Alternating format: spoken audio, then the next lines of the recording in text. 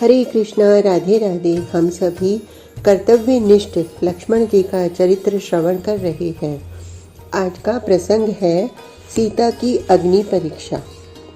अब बारी लक्ष्मण के चौंकने की थी। लक्ष्मण के साथ साथ सुग्रीव, हनुमान, महाराज विभीषण, जामवंत सभी यह सुनकर चौंक गए थे। सारा वानर समूह कृपा करो के शोर से गूंज उठा। आखिर यह कहाँ का न्याय है? इसका अर्थ तो यह हुआ, हम सबका श्रम व्यर्थ गया। राम के सामने ये सारी आवाज़ें एक समूह की आवाज़ के रूप में उभर रही थीं और वे लोगों के उत्साह को अनुभव भी कर रहे थे। वह सबके प्रश्नों का उत्तर देने में समर्थ थे। कष्ट तो उन्हें लक्ष्मण के तर्क को संतुष्ट करने का था। वह उसे क्या कहें, और वह भी इस समूह में। आखिर संकट क्या है? सामूहिक स्वर उभरा। संकट मर्यादा का है। सबसे अधिक उपहासास्पद दशा तो सीता की हो रही थी, जो एक लंबी प्रतीक्षा के बाद ही आज रावण वध के बाद अपने प्रिय श्री राम के दर्शन का सुख पा सकी। किंतु राम ने भरे समूह में उन्हें स्वीकार करने से इनकार कर दिया। यहाँ खड़ी खड़ी न वह रो सकती थी और न भागकर कहीं प्राण ही खो सकती थी। राम का सीधा तर्क था, युद्ध में शत्रु को पराजित करके मैंने तुम्हें अपनी कारा से मुक्त करा दिया है। अब मेरा क्रोध शांत हो गया है। मुझ पर पत्नी के हरण का जो कलंक लगा था, उसे मैंने शत्रु को परास्त करके धो दिया है। तुम्हें वन से एक दुष्ट राक्षस हर के ले गया। तुम उसके महल में, उसके अधिकार में इतने दिन रही हो। यह तुम्हारे चरित्र पर संदेह का बड़ा भारी कारण है। इसलिए अब ऐसी दशा में तुम्हें स्वीकार करने का कोई प्रश्न ही नहीं उठता। मेरी ओर से तुम स्वतंत्र हो, जहाँ चाहो जा सकती हो। तुम्हारे लिए 10 दिशाएं खुली हैं।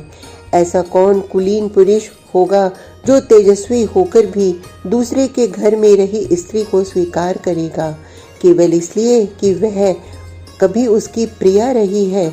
लक्ष्मण इस समय बहुत संकोच का अनुभव कर रहे थे। जो राम कुछ समय पहले तक सीता सीता कहते नहीं अघाते थे, समुद्र पर सेतु बंधन के समय जो राम समुद्र को केवल इसलिए सुखाने के लिए तैयार हो रहे थे क्योंकि वह उनकी प्रिया के मिलन क्षणों में अनावश्यक विलंब पैदा कर रहा है। पंचवटी के पूरे प्रदेश में भूख प्यास की चिंता किए बिना जो राम सीता सीता रटते वन, बाग, तड़ाग, पशु पक्षी तक से अपने मृगनयनी सीता के लिए अत्यंत व्याकुल हो रहे थे।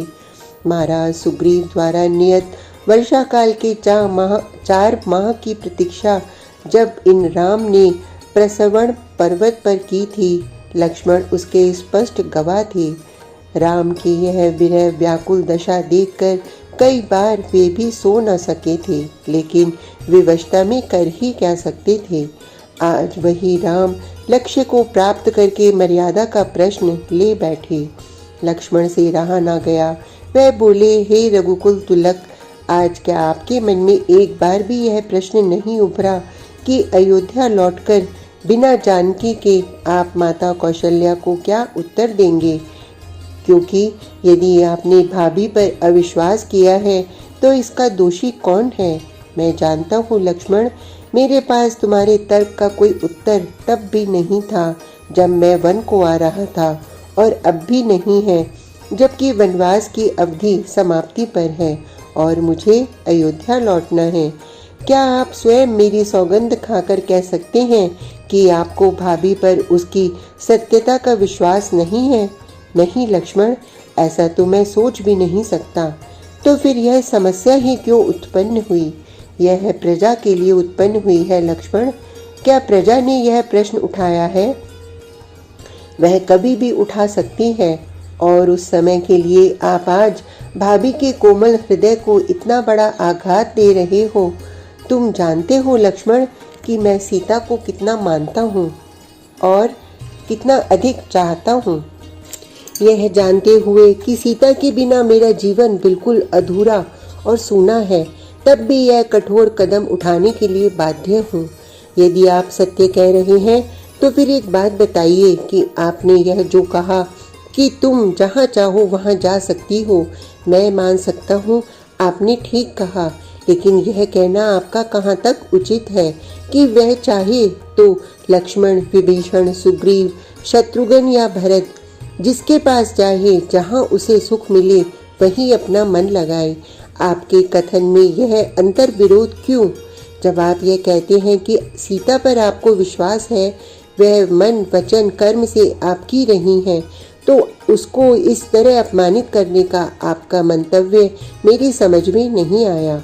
यह तो साधारण बात है। अपनी इच्छा के अनुरूप वह जहाँ चाहे जा सकती है। यदि उनकी इच्छा आपके साथ रहने की हो तो क्या आप उसे यह अधिकार देंगे? नहीं, मैं यह अधिकार उसे नहीं दे सकता, क्योंकि मैं परिवार का मुखिया हूँ और अयोध्या का राज्य, रघुकुल की परंपरा का जो स्वरूप अब तक बना रहा है, मैं उससे बाहर नहीं जा सकता। आपने मेरे प्रश्न का उत्तर नहीं दिया। मैंने तुम्हारे प्रश्न का उत्तर दे दिया है लक्ष्मण। तो क्या राजा पर कोई नियम लागू नहीं होता? आखिर तुम चाहती क्या हो? मैं चाहता हूँ देवी सीता को न्याय मिले। आप उन्हें इस प्रकार नहीं त्याग सकते। आपने अग्नि के आगे साक्षी मानकर उन्हें पत्नी स्वीकारा है। उनकी रक्षा का दायित्व आप पर था। रावण के साथ वह स्वयं नहीं गई। उनका हरण किया गया है। वह अबला है। समाज यदि आपसे यह प्रश्न करेगा कि सीता रावण के यहाँ रही थी, इसलिए उसका चरित्र संदिग्ध है, तो इसके डर से तो आप उसे त्याग सकते हैं। लेकिन जब आपसे यह प्रश्न पूछा जाएगा कि आपने अग्नि को साक्षी मानकर उसकी सुरक्षा का दायित्व उठाने का जो प्रण लिया था, आपने उसका पालन नहीं किया, उसकी सुरक्षा नहीं की, वन में उसे अकेले छोड़ दिया, तो इसका आपके पास क्या उत्तर है? राम निरुत्तर हो गए थे और इधर सीता प्रश्न के कटघरे में खड़ी लज्जा से गड़ी जा रही थी। इतने बड़े जन समुदाय में अपने स्वामी के मुंह से ऐसी भयंकर और अपमानजनक बात उन्होंने पहले कभी नहीं सुनी थी। उनके नेत्रों से आंसुओं की अविरल धार बहने लगी। कितना बड़ा अपमानजनक व्यवहार होता है पुरुष का अपनी स्त्री के प्रति, जब वह अपनी कमजोरी पर भी, अपने दोष पर भी उसका दंड पत्नी ही को देता है। सीता आज ऐसी ही स्थिति में खड़ी थी। वह जानती थी कि लक्ष्मण सदैव ही स्पष्ट वक्ता रहे हैं, इसलिए वे धीरे धीरे चलकर लक्ष्मण के पास आईं और बोली, दुखी मत हो भैया, यह मेरा ही कर्म फल है। आज तुमसे कहना चाहती हूँ, जीवन की इस अंतिम संध्या के समय एक सत्य स्वीकार कर रही हूँ। मैंने अपने पति के प्रति अतिरिक्त भावुकता के कारण तुम जैसे पुत्र सम देवर का अपमान किया था। तुम्हारे विवेक और ज्ञान बुद्धि पर विश्वास न करके मैंने उसमें तुम्हारी कलुषता समझी थी, जबकि तुम मुझमें एक माँ की मूर्ति देखते थे। आज याद करती हूँ कितने कठोर शब्द थे मेरे। मैंने तुम्हें विवश कर दिया था कि तुम राम की सेवा में जाओ। नारी हूँ ना, इसलिए शीघ्र ही भयभीत हो गई थी और यह सोच बैठी थी कि यदि मेरे श्री राम को कुछ हो गया तो मेरे जीवन का क्या होगा। मेरी आस्था, मेरा धर्म, मेरा कर्तव्य सब अधूरा रह जाएगा। इसलिए मैंने तुम पर दबाव डालते हुए काल के वशीभूत तुम्हें इनकी खोज के लिए भेज दिया। हे लक्ष्मण, वास्तव में मेरा वह अपराध मेरी ही दृष्टि में मुझे छोटा कर गया और तुमसे अलग होने के बाद आज तक मैं उसी अपराध बोध से ग्रस्त रही। न मैं तुम्हें अतिरिक्त भावुकता में वन में भेजती, न दुष्ट रावण की हिम्मत होती कि वह कुटिया में प्रवेश कर सके।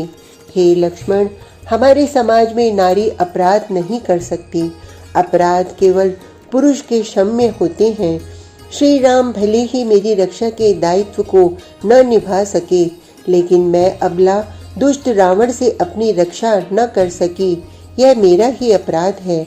और देखो लक्ष्मण, कितना बड़ा अपराध है।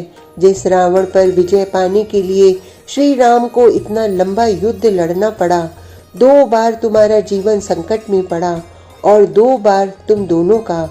ऐसे दुर्जय राक्षस से मैं अबला अपना अपहरण न बचा सकी। यह मेरा अक्षम्य अपराध नहीं तो और क्या है। धन्य है रघुकुल के वीर, मेरे पति श्रेष्ठ श्री राम। लेकिन मेरे भाई, मेरा तुमसे विनम्र निवेदन है कि तुम मेरे प्रति व्याकुल मत हो, न क्लेश मानो और अपने बड़े भाई श्री राम के आदेश को तथा निर्णय को सही मानो। वे हम सब में बड़े हैं। आज का प्रसंग इतना ही। कल तक के लिए हरे कृष्णा, राधे राधे।